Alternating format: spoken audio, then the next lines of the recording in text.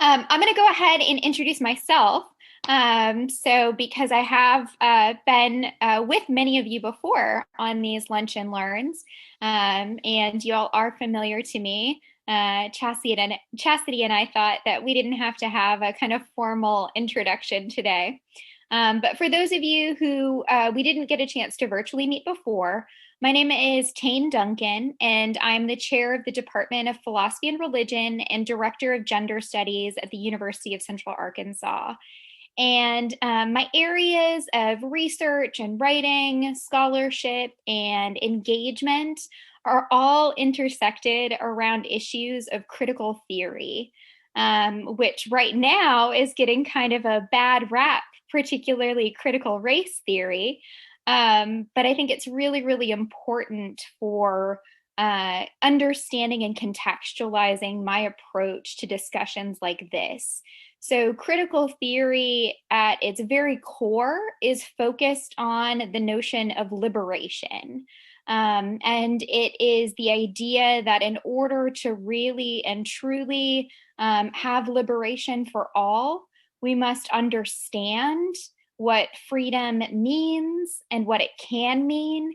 And we also have to put into practice our ideas.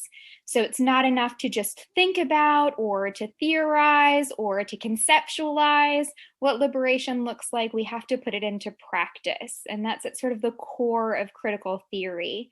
And it's at the core of how I'm going to be talking about what it means to be an ally today. So I've got a sort of formal PowerPoint, by which I mean I have a lot of slides that have some information that might be really helpful or useful for us in the discussion. But I really do want this to be an opportunity for us to have a discussion and to talk about what this looks like to put the ideas and the principles of allyship into practice. So please feel free to interrupt me at any time. We have enough folks that actually, we've got 2 pages worth of folks. And as soon as I share my screen, I'm only going to see a few of you at a time. So please just interrupt, unmute yourself and interrupt. Don't wait for me to call on you because I might not see you right away. Also, feel free to ask any questions in the chat. I will try to keep up with the chat as much as possible, but I know that Kim and Chastity can also help me out there and make sure that I'm seeing comments. And I see Chastity doing that already. There's a message from Tara about being on another call. Absolutely fine. Don't worry about it. We will be sharing the content of this presentation later as well. So just before y'all joined, Kim and I were talking about the fact that I will share my PowerPoint. So not only will there be a recording of this entire discussion and presentation made available to you, but the PowerPoint itself can be shared with you all as well.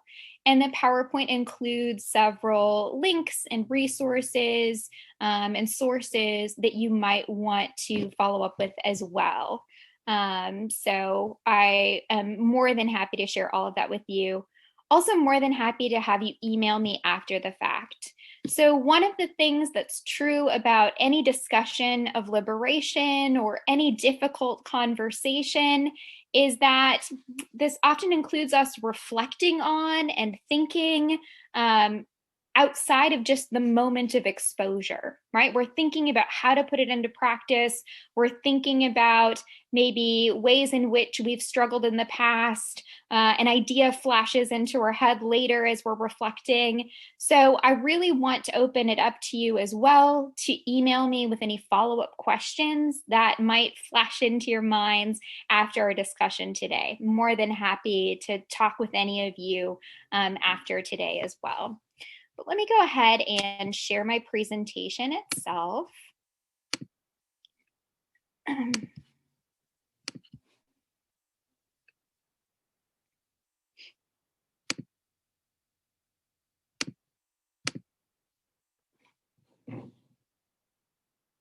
Now, can you all see that? Okay, good. So although today I am going to be talking about a concept of allyship, I want to reinforce from the very beginning that a lot of what I'm talking about today is moving beyond the conventional boundaries of what we have historically called allyship. So, as a shorthand for this, I'm talking about moving from simple allyship to being an advocate or to advocacy. And we'll see in just a moment that in the literature, in the practice, these terms are often used in a variety of ways. So it'll be really important for us to pin down a kind of operational understanding of exactly what it means to be engaged in advocacy allyship.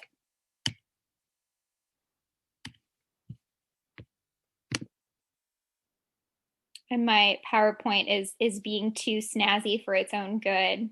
It was waiting on displaying my name.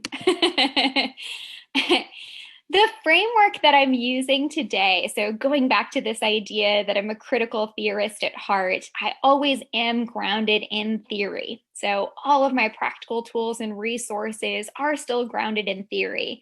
And the theory I'm using today to guide our conversation comes from the philosopher Bell Hooks. And you may be familiar with some of her work. One of the really great things that we've done at my institution, University of Central Arkansas, this year is actually had 2 book clubs that I was able to help co-lead around some of her work on pedagogy. And one of her most famous works on pedagogy is Teaching Community, a Pedagogy of Hope. What's really interesting about Bell Hooks' concept of hope and how it relates to the notion of being an ally is that she has a really critical and self-reflective conception of what hope means. And it's built on using positionalities of privilege in order to leverage for opportunities for all. Let me say that again. It's built on using your privilege to build or to leverage opportunities for all. And so I've got this really lovely quote. It actually comes from the introduction to the book, but the entire book is fantastic. I highly recommend it. I'm not going to read this whole quote, but I want to highlight a couple of features. First, Bell Hooks frames this concept of hope by articulating several different structures or ways in which we create institutionalized privilege and institutionalized oppression. These structures, like racism and sexism and heterosexism, are exactly or precisely the reasons that we need allyship and advocacy.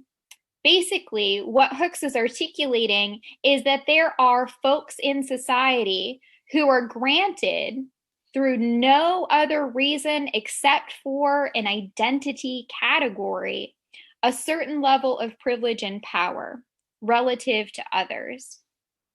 And this level of privilege and power means that you have some responsibility. So the next part of this quote, Hooks talks about how to use that responsibility to actually make change. And I do want to read this section because I just absolutely love it.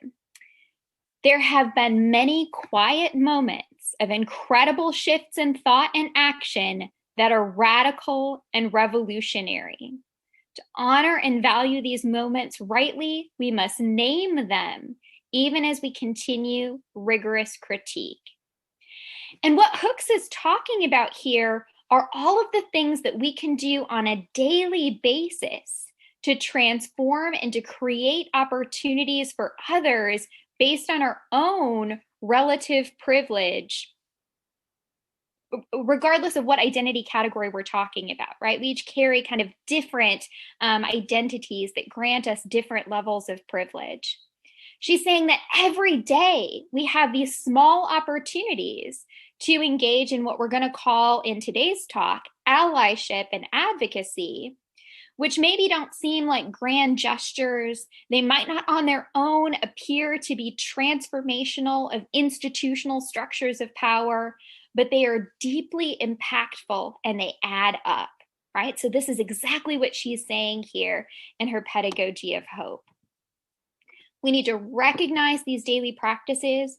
We need to name them as daily practices. In this case, again, we're going to name them as examples of allyship and advocacy, and we need to continue to engage in them. We need to do these little things in addition to the big things in order to actually have transformational change.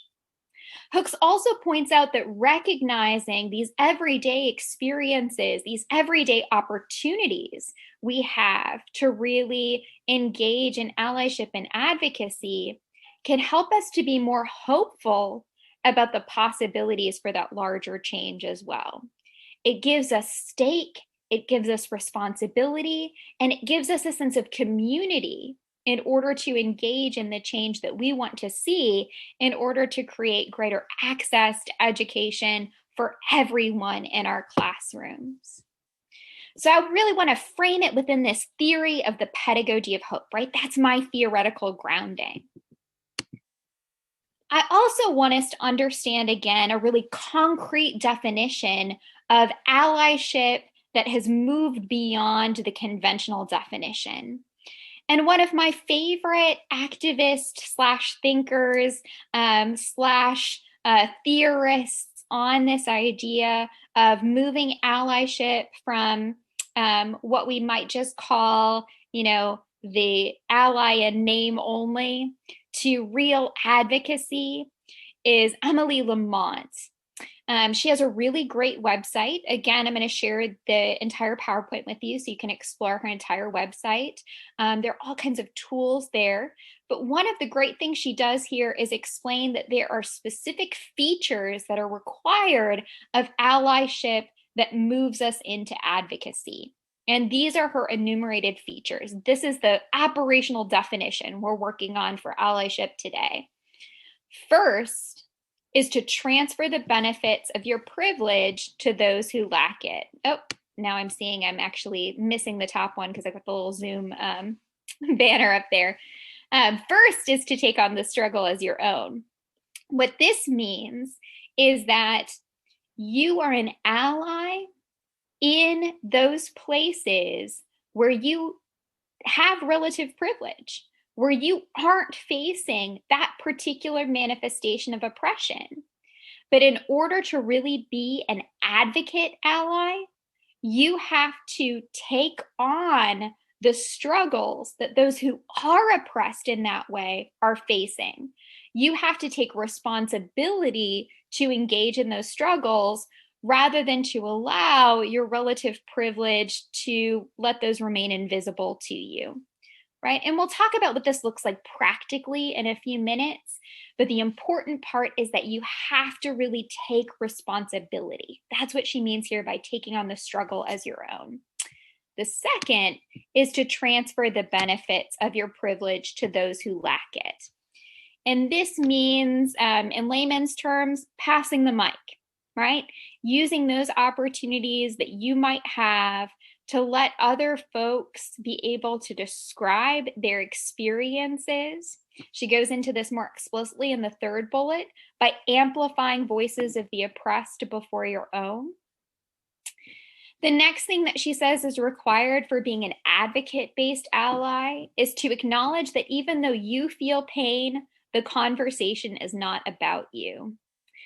This is really important and also often really difficult for those of us who are working as allies to be able to do in our everyday practice, right? Many of us are called to be allies, to stand up for, to help advocate for, to offer safety and some security for folks who are facing oppression, precisely because we feel empathy for the struggles that they're facing. That empathy is an emotion that we have to grapple with. What Lamont is expressing here is that we can struggle with those emotions ourselves. We can struggle with those emotions in therapy. We can struggle with those emotions with friends. But our own emotions should not take center stage in the struggle to give access and opportunity to others. We shouldn't let our own empathy get in the way of making real progress, right? Don't let that emotional burden or the emotions that we are feeling be the front and center concern for making changes. The next thing that she points out is that you have to stand up even when you feel scared. This is really interesting because it kind of connects to that first bullet point that you have to take responsibility. As soon as you're aware that there's an issue that you can be an ally and an advocate for, where you've got that relative privilege, you've got that responsibility now. And what she's saying here is that the responsibility doesn't go away. So, it might be really easy for us, for example, to designate our offices as safe space zones. And that's wonderful. That's really important. We need to do that. But that doesn't remove a level of responsibility for us to also advocate with our board of trustees for more inclusive policies, right? We've got this responsibility that extends at kind of all levels, even when it might feel a little intimidating. Now, one thing that's really important here, it's not enumerated on this bullet sheet, but in her other work, it really is this does not mean that you have to make yourself unsafe. I'm going to talk a little bit later about the ways in which, because we all have intersectional identities and various levels of privilege, there are places and spaces and time where we're going to be more effective allies than other spaces and places. And we don't need to put ourselves at risk because of some other element of oppression that we might ourselves face, just because we're advocating for others, right? Everybody kind of following that. Again, we'll see this more concretely as we work through intersectionality later, but I think it's really important to understand even in the definitions. The next thing she recommends is to own your mistakes and to decenter yourself. And this is really important. And most of us kind of nod our heads and we agree with this. We understand that it's really important to own up to mistakes and recognize when we've done something wrong. But it's still really hard for us to do. It's really difficult for us to offer a genuine apology, which means that we acknowledge when we've done wrong and we commit to doing better in the future, right? There are two features to a genuine apology. And that's what she's saying we have to do here for owning your mistakes. And then finally, the understand that your education is up to you and no one else. What this really means is that we don't want to create a burden for those for whom we are offering to be an ally and an advocate to spend their time and energy and resources giving us information that we could find by doing research, right? So for example, if you've seen the acronym LGBTQIA, right? And it's a lot of letters and it can seem really confusing if you're not familiar with that acronym to understand what all of those letters might mean. Our first inclination as an ally might be to go to a colleague who is queer identified, right? So someone might come to me as a bisexual person and be like, hey, you're a member of Alphabet Soup. Can you explain to me what each of these letters means? And I can do that. It's true. And most of the time I will.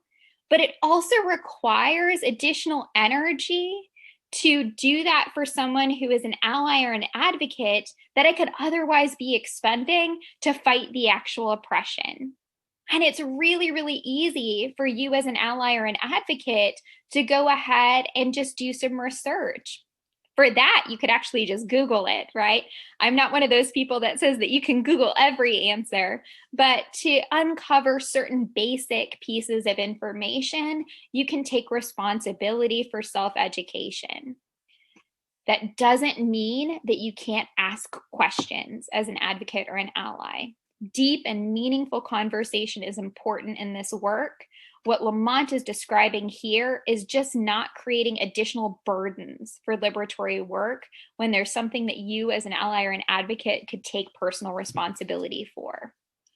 All right, before we move on, does this definition and all of these facets or features make sense? Are we all understanding what it means to be an ally advocate, at least at the 10,000 mile view right now? Okay, I see a couple of thumbs up. Good. Again, feel free to interrupt. Okay, so what I would like to do then is to actually look at what this means in practice. And the rest of the discussion today is going to be centered around how to use this definition of advocacy-based allyship and to engage in this in our classrooms. In order to do that, and in our other engagement with students as well. In order to do that, I'm going to talk a little bit about moving from diversity to tolerance to inclusion. I'm going to talk a little bit more directly about Crenshaw and the urgency of responsiveness using her conception of intersectionality. And this is a callback to some conversations we had if you attended my first presentation for East Tennessee. The next one is awareness of microaggressions. Then we're going to talk about intersectionality specifically in the classroom and the differences and benefits between both brave spaces and safe spaces as examples of advocacy-based allyship.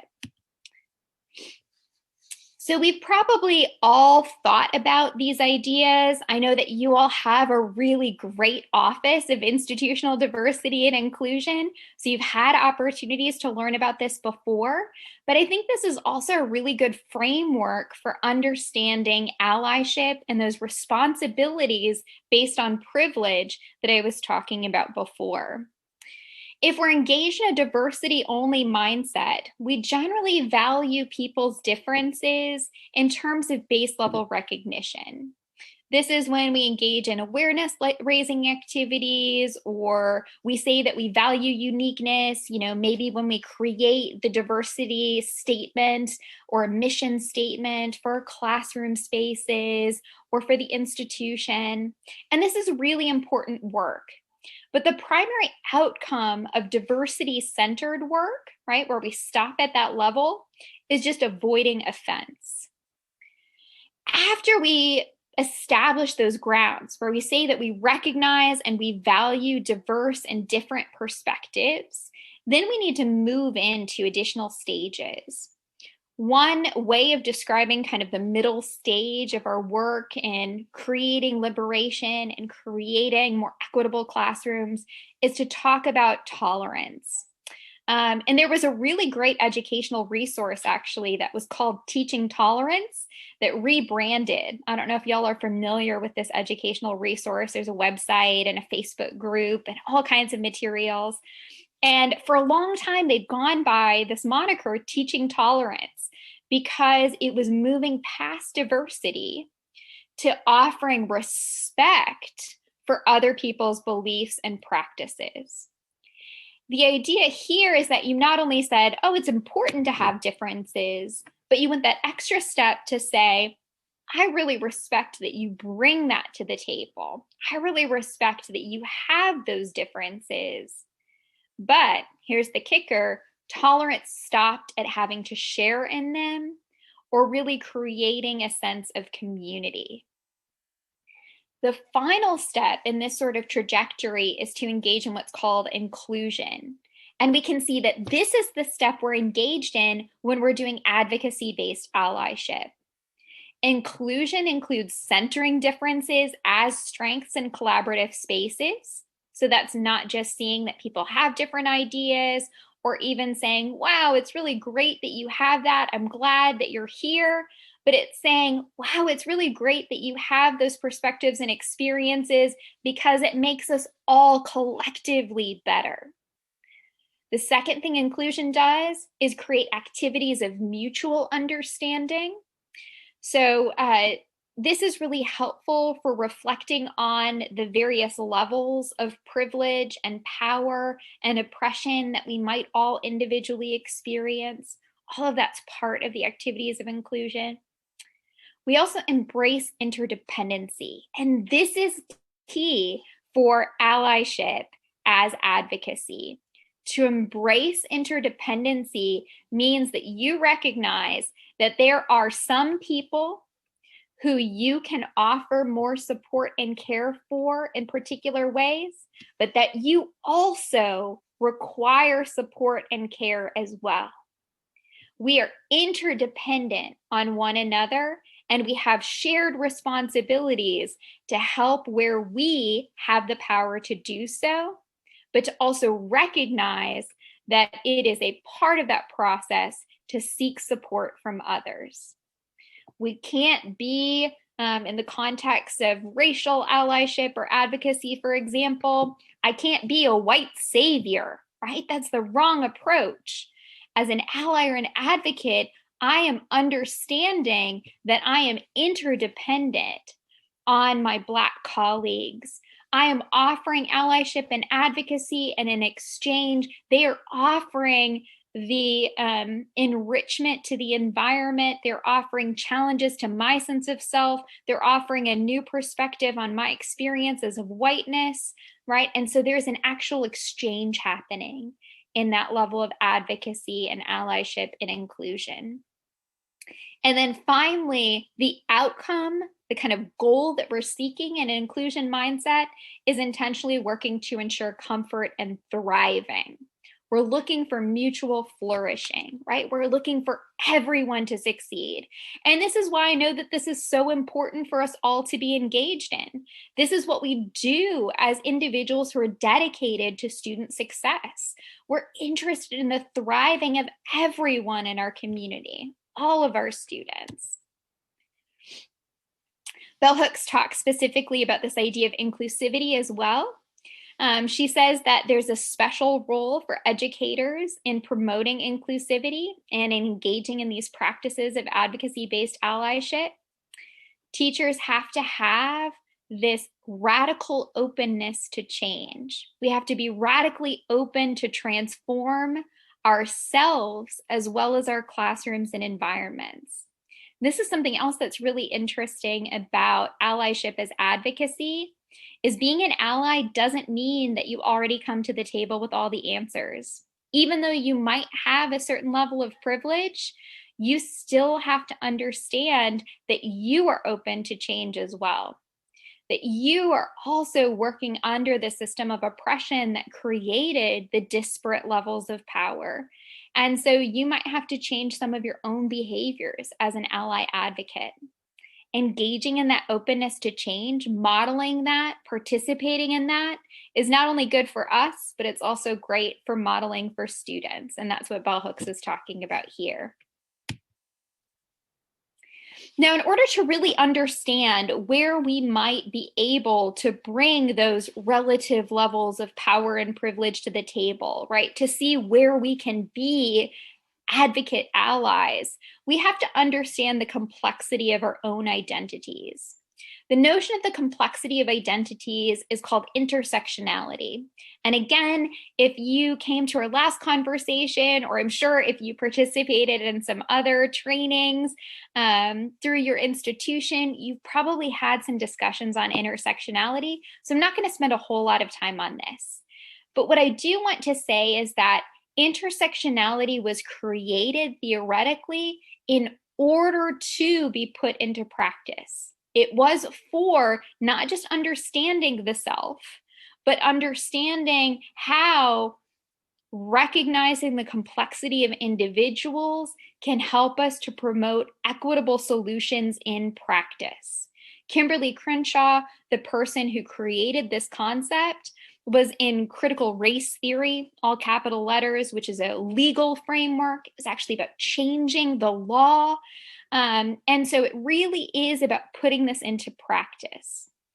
And a really simple way of understanding intersectionality is to think about all of the various identities that make up who you are and how maybe others have expectations based on those parts of our identities. This helps us to see that interplay between the individual and the institutions or the structures. I've got an example of that here. I think we talked about in my last conversation with y'all too, the I am blank, but I am not blank.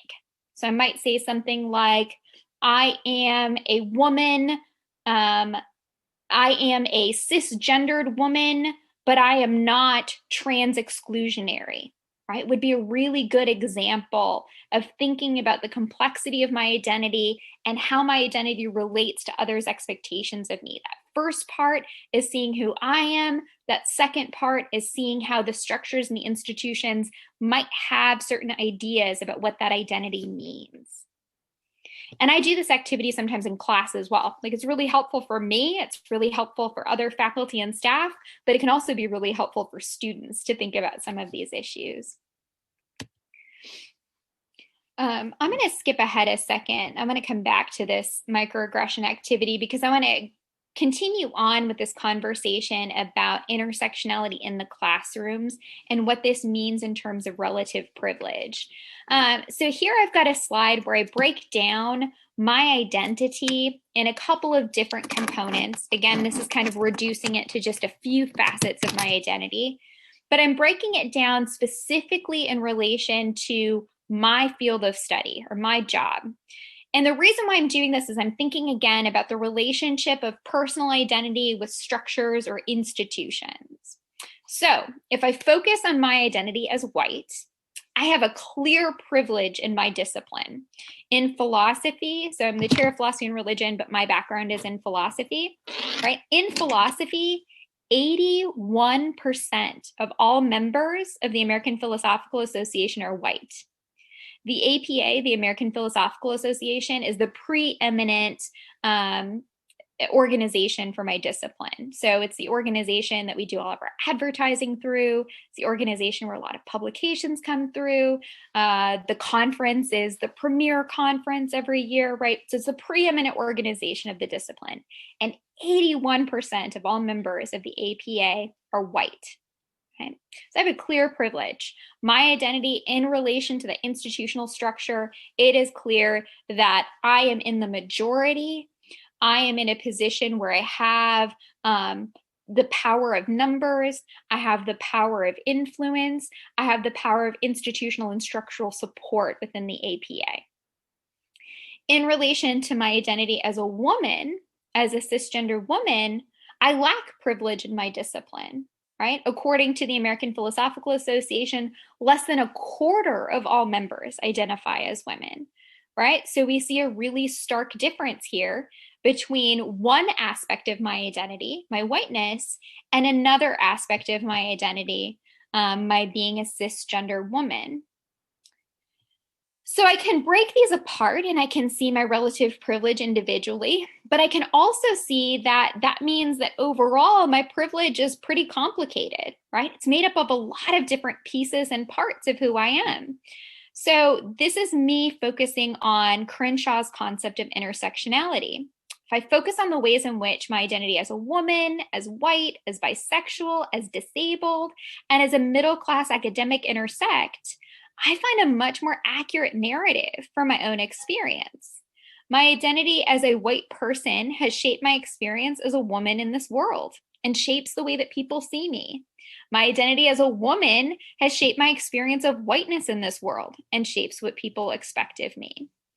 Understanding this complexity helps me to become a better ally and advocate because I understand a little bit more about those interdependencies and the ways in which I might be able to leverage my privilege and other ways in which I really can't leverage my privilege, right? Going back to what I mentioned really early on in our conversation, this helps to inform me about places where maybe it's not safe for me to leverage my identity. And in fact, I might need an ally or an advocate in order to do that as well, right? I might need some support as well.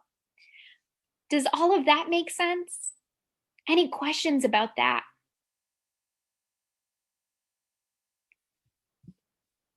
Okay, am I missing anything in the chat? All right, good. Thank you, Kim. Okay, so how does this play out in the classroom? How might it look if I am not an ally and an advocate in the classroom? And this is where I want to talk about the concept of microaggressions.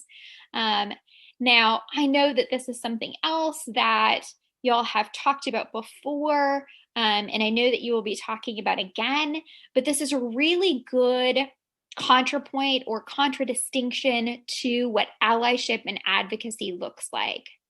Microaggressions are behaviors in which we take for granted our relative privilege or our relative power in relation to our identity.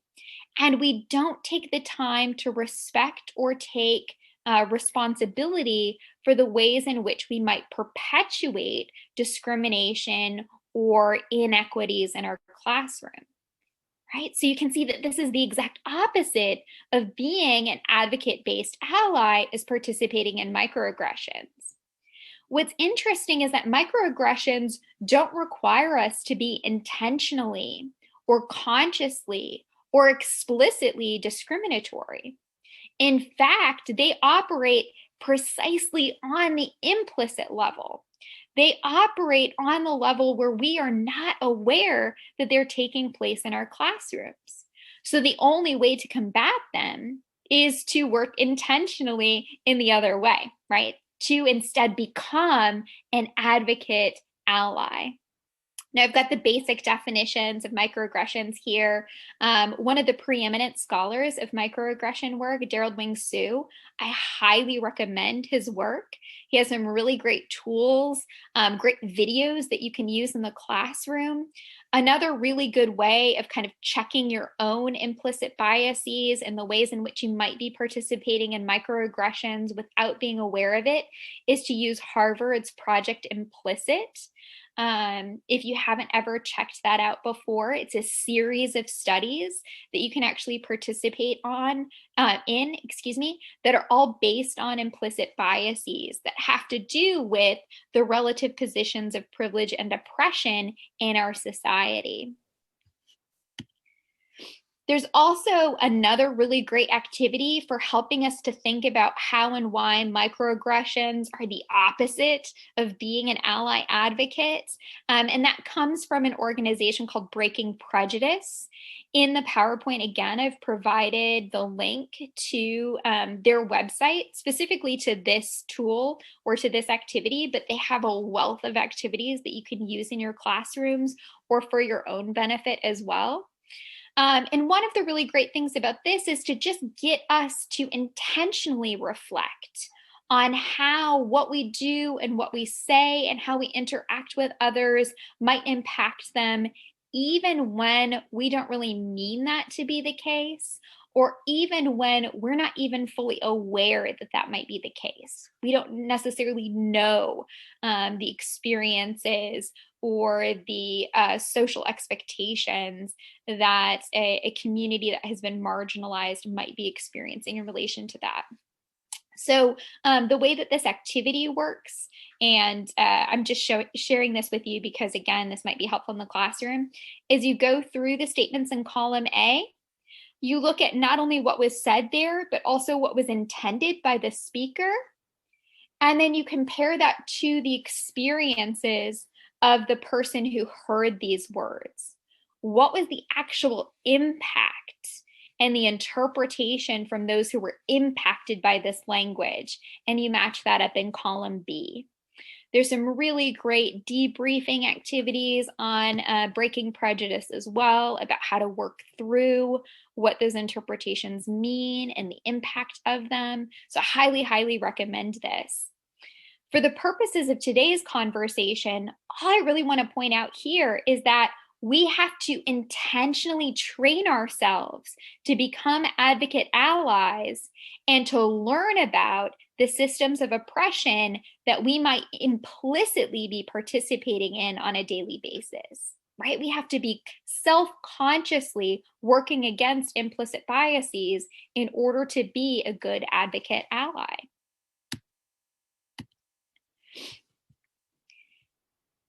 So here I want to share with you some very specific guidelines for what this can look like in our classrooms. Once we actually train ourselves to think about microaggressions and how they might manifest in our classrooms and how we want to act as advocate allies for all of our students in our classrooms rather than just particular groups, these are really great guidelines. Kirk Van Gilder from Gallaudet University created these specific guidelines. He's fantastic.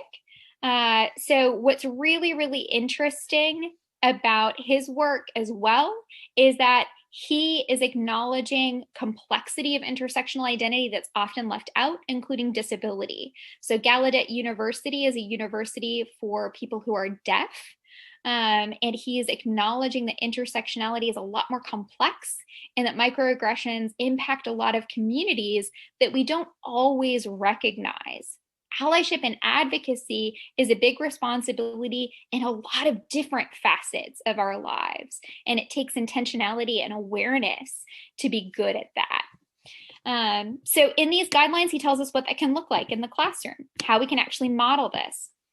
So first and kind of foremost, we can see woven through each of these steps the value of being that example in your classroom, of engaging in critical self-reflection on our own identities and the complexity of our identities. So going back to that example from Crenshaw and the intersectional self, and then using that example of self-reflection and complexity to foster opportunities for others to reflect as well. So to open up spaces for students to transform and to self-reflect. One of the other things that's really great about his system here is that he's acknowledging that this is an ongoing process, that we have to constantly be working through. Each new population of students we come across has a different set of needs, a different set of identities. And so we have to engage in all of this anew, right? It's not like a one-time, all right, I've solved the problem. I'm no longer racist, sexist, or ableist. I'm good to go. Instead, we have to commit ourselves to being advocate allies every time we enter a space. Right? And that's what he articulates here as well. So it's a really, really good set of guidelines. The very last guideline here, I just want to reiterate, we have to learn to negotiate the intersections of identity, and that requires both an understanding of one's identity and the practice of disclosure. Right? That disclosure part makes a lot of academics feel very uncomfortable for a variety of reasons. But one of the things that Van Gilder and really all of the theorists who talk about becoming a better ally acknowledge is that we have to humanize the experience in order to be good at it. We have to come to our classrooms as complex human beings and expect that from our students as well.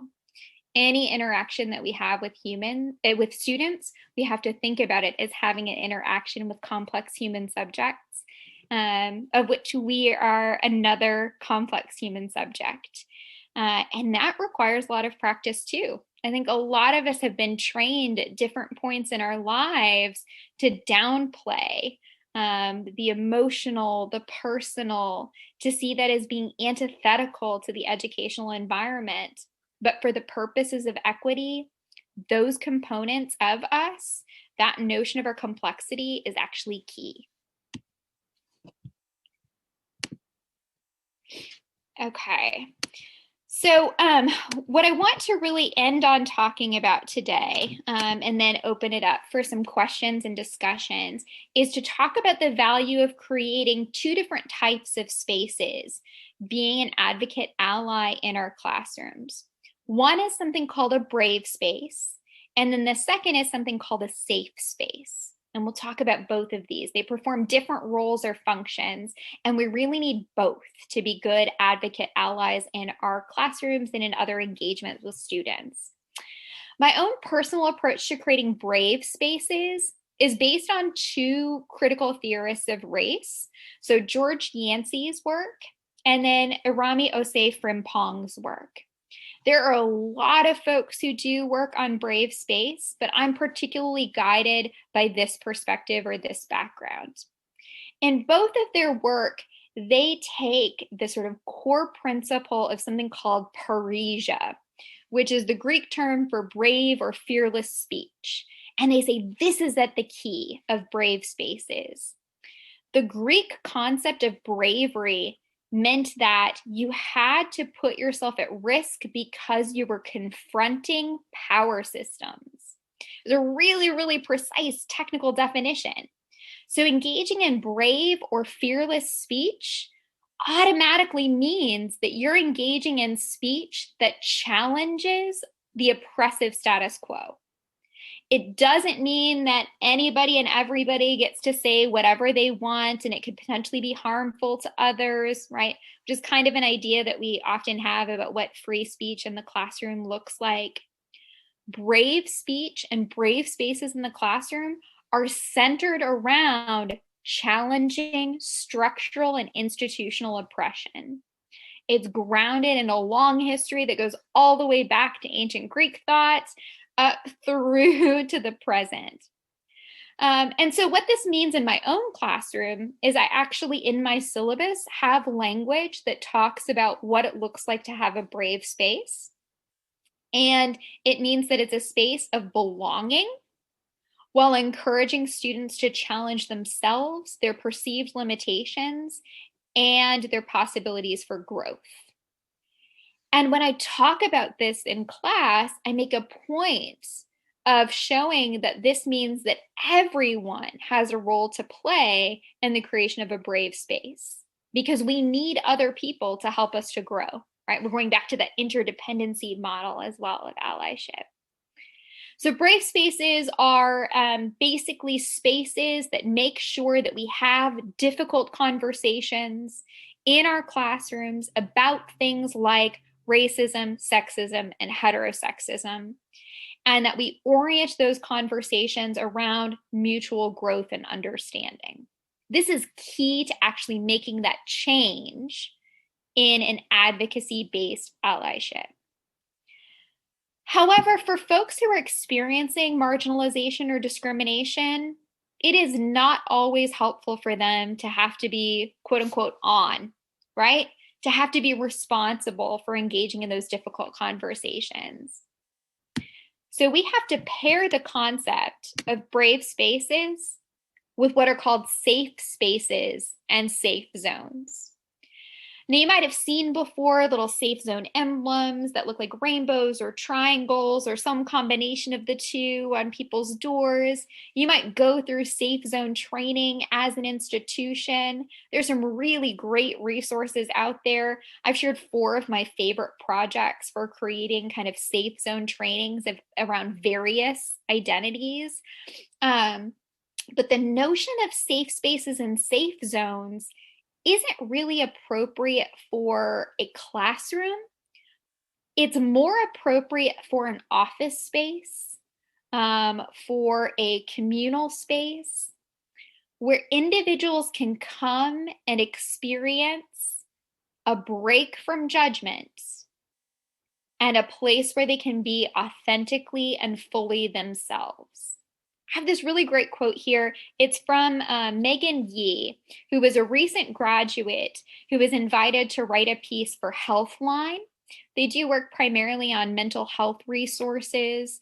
They're actually overseen by clinicians. So all of the work that's published there goes through clinical review as well.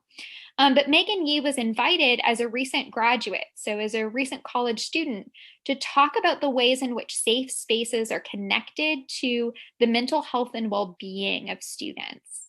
And she just offered a fantastic definition of why they were so important and what they actually do. And she says, safe spaces can provide a break from judgment, unsolicited opinions, and having to explain yourself. It also allows people to feel supported and respected. This is especially important for minorities, members of the LGBTQIA community, and other marginalized groups. Safe spaces don't coddle us or blind us from the realities of our world. They offer us a brief opportunity to be vulnerable and let down our guard without fear of judgment or harm. They allow us to build resilience so that when we're outside of these spaces, we can engage maturely with our peers and be the strongest, most authentic versions of ourselves. Most importantly, safe spaces allow us to practice self-care so we can continue making thoughtful, productive contributions to difficult discussions inside and outside the classroom.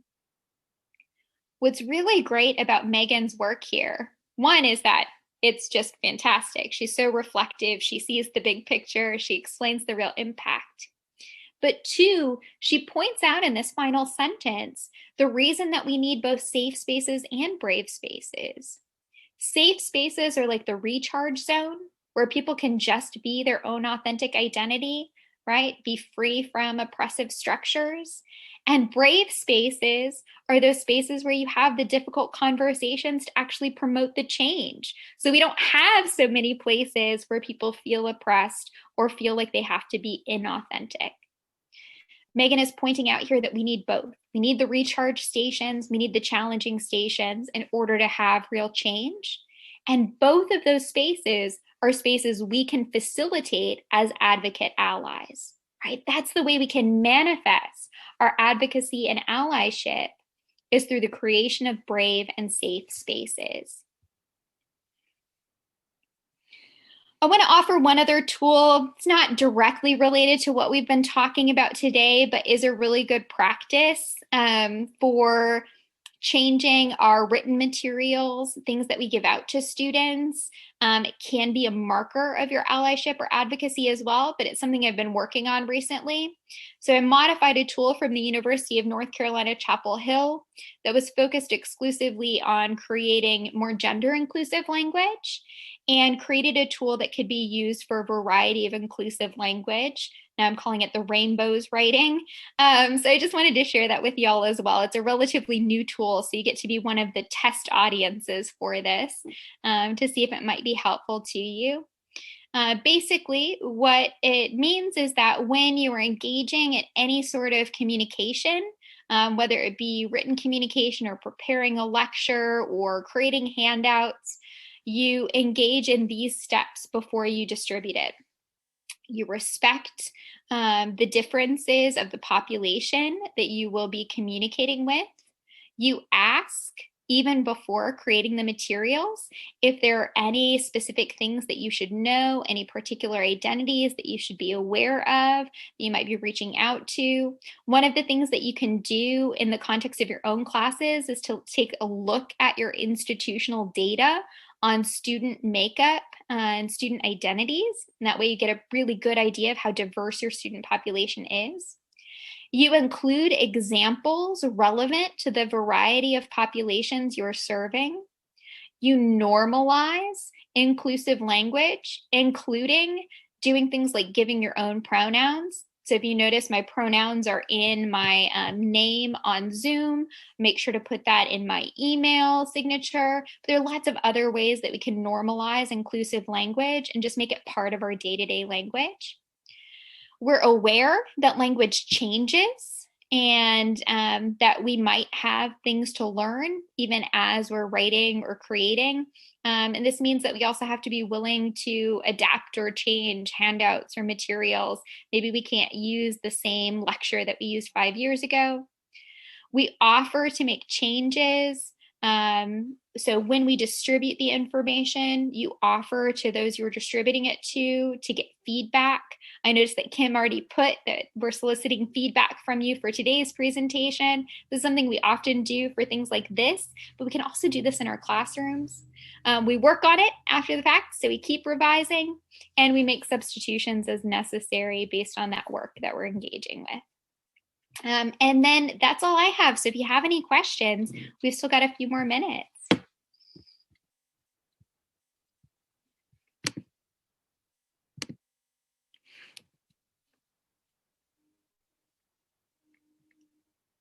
I'm going to try to stop sharing my screen.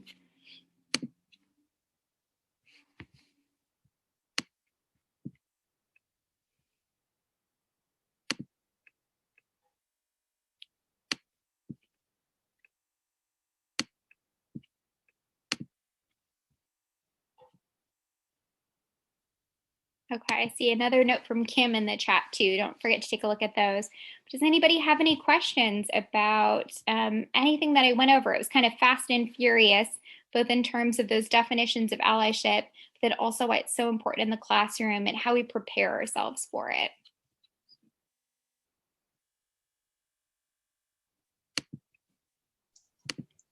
Well, Dr. Duncan, I want to thank you because this presentation to me was so timely. First of all, very timely. And secondly, sometimes I tend to think, like, I judge the book by its cover.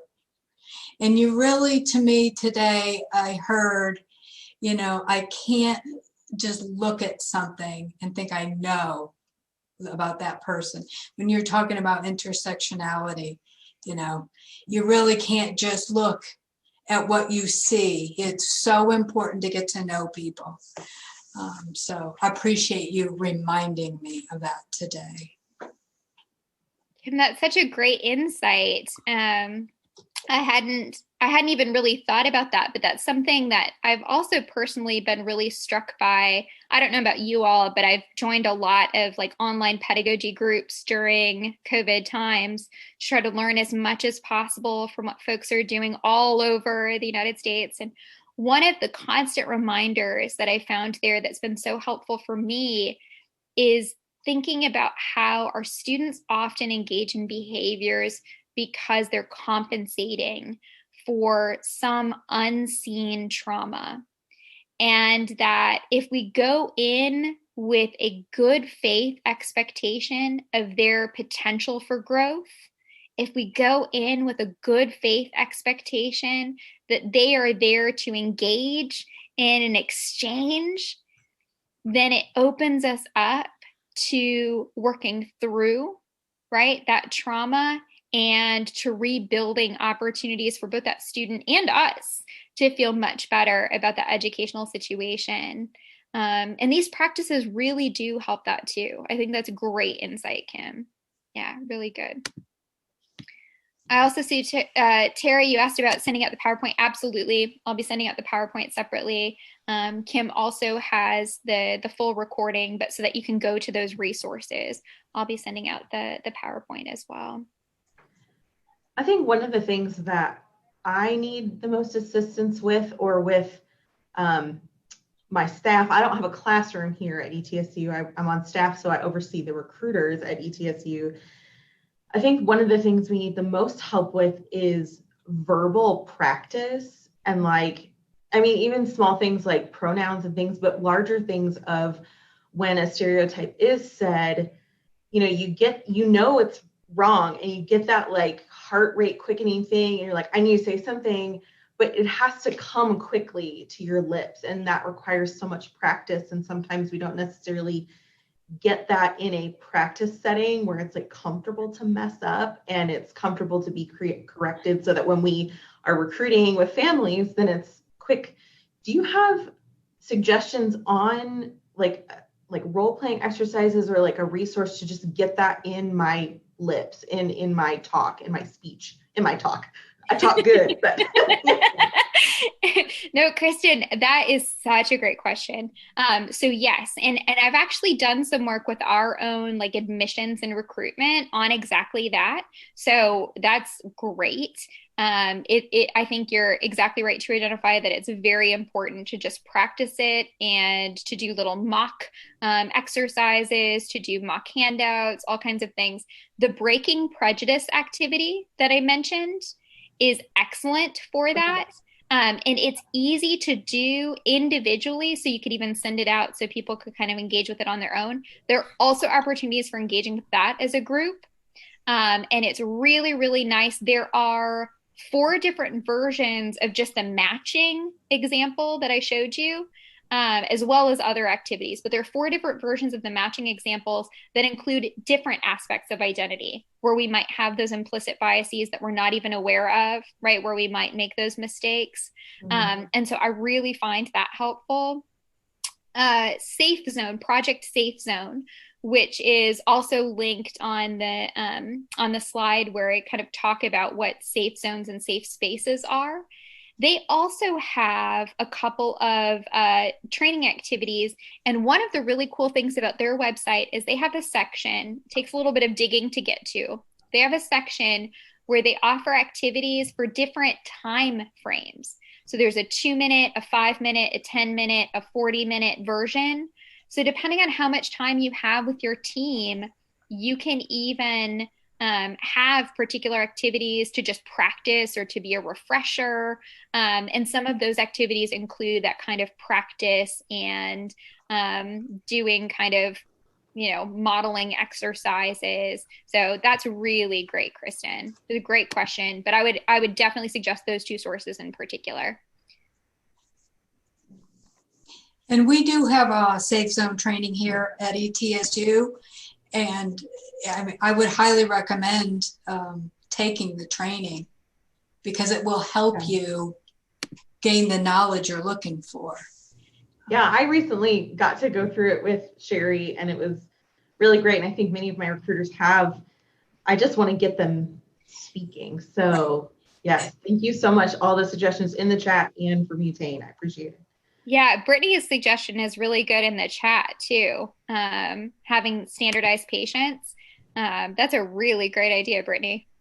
I think that could be really helpful. And then people would know, what it is that they're signing up for.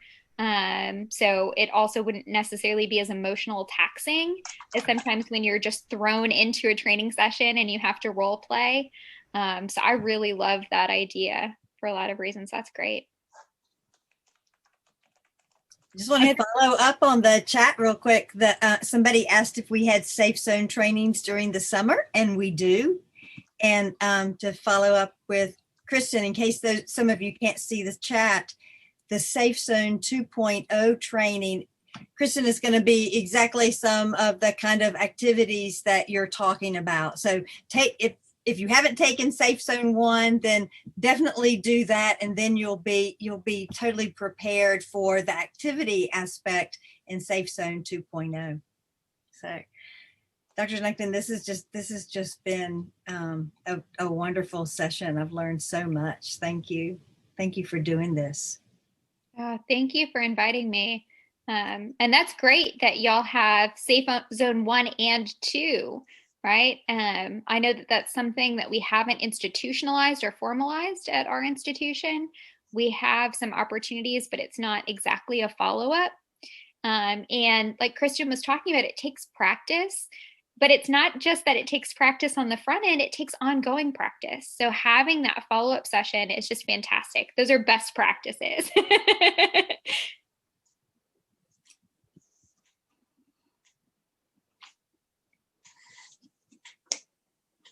All right. Well, I know that we're already now past time, so I will share my PowerPoint slide with Kim so that she can share it with everybody who registered today. The recording will be available as well. I'm also going to put in the chat right now my email address so that you have it now. So if you think of something before you get all that,